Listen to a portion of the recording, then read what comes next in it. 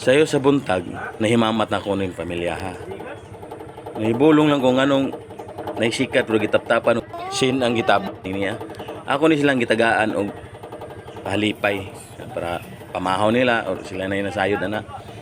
Sa paglili na ko dari sa top na amri tigulang bri kauban na ning niya.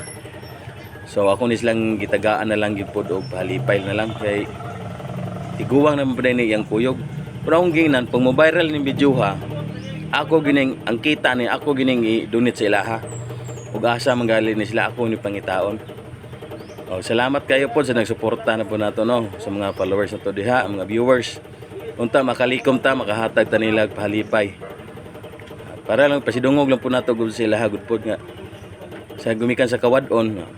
Kunani siya gipangayo po sa kuwa, di sir mining lakaw. Nangayo di siya sinina di ay. Kay mo so panikamutan ako karong adlaw maka-provide ko makahatag tag sinina.